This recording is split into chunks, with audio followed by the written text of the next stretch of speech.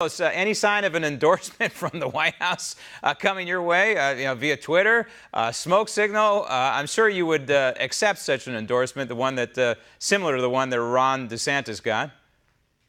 Well, I definitely would accept it. First of all, let me say good afternoon, Graham. A pleasure to be on your program. And yes, absolutely, I would accept it. And I'm going to expect that with the surging campaign that we're putting together, that definitely in the general, I think that President Trump will come down here and help us flip 23 from blue to red. And the president should know from my readings about you that you support his agenda, his broad agenda, almost across the board, from building the wall on. Is that correct?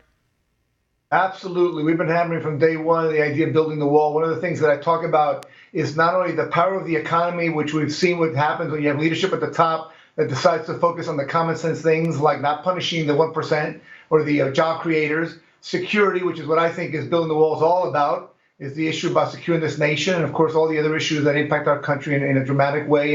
And President Trump has done some of the common things that I say all the time, that if you govern as a conservative by employing conservative principles, they work. Now, your district, District 23, currently represented, and I use that in air quotes, by Debbie Wasserman Schultz, is a plus Democrat 11. So what do you do, logistically speaking, to either entice the Democrat voters who are supporting Debbie Wasserman Schultz or go after independent voters? What's the game plan? That's a great question, because really ultimately at the end of the day we're trying to determine how do you win, right?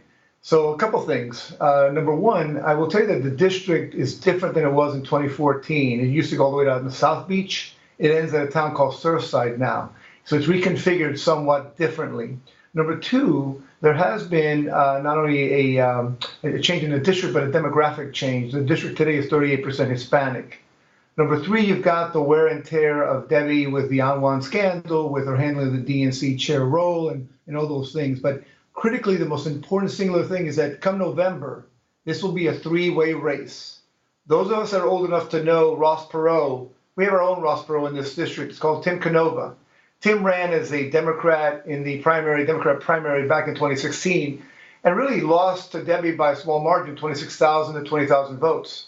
This time he ran again, but this time he didn't get the Bernie Sanders endorsement. And so in April, he dropped out, and he is running as an independent. Now that is critical, because ultimately the numbers make sense now. I think that because of the district we're in, because of the insanity of the lunatic left, frankly, right, you're going to have a Tim Canova drawing in a lot of votes and bring Debbie down to an area where ultimately we can catapult past her. We have a solid 40% anti-Debbie vote here. That's a crucial dynamic that you're talking about there. And when you consider her conservative review Liberty score, which is at rock bottom, she's got an F rating, a 9%. Doesn't get, I think I've seen a 6%, but really it doesn't get, you just show up to the job and you're probably going to get 5%. But she's particularly bad on fiscal and budgeting matters. Is this something that you take a conservative approach to? You know, one of the reasons that I'm running is, well, I've never run for office before. I've been very involved in my community, and I've been in the private sector 30 years. I've built a business. Ultimately, in the Great Recession, I built a law firm when others were firing and not hiring. I was doing the opposite because I believe in this country and everything that it stands for. And I think having the experience in the private sector is significant, and I'm bringing that perspective. One of the jokes that I've made in this campaign and throughout has been that over the years, I think I created more jobs than Barack Obama.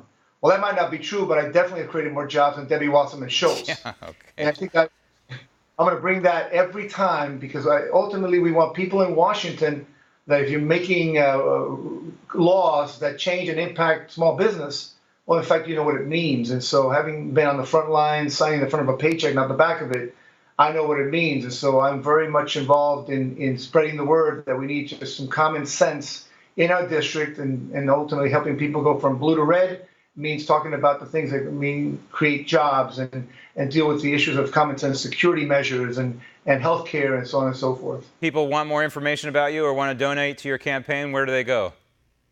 Absolutely. If they come to our website, it's Carlos Reyes for Congress, that's FOR, Congress, and you can donate there. It would be really meaningful. I'm actually asking folks out there that are listening and viewing to please, if you know anyone in District 23, we need your votes. Early voting started Saturday, and so we need folks to get to the polls and to vote. All Beyond right. that, contribute, that'd be fantastic. And of course, I'm looking forward to joining the Red Wave as it happens this November. There's a gentleman on the opposite end of the country in Los Angeles, Omar Navarro, who's hoping to unseat a congresswoman who's been there for a little while, Mad Max, Maxine Waters, a similar kind of situation for him.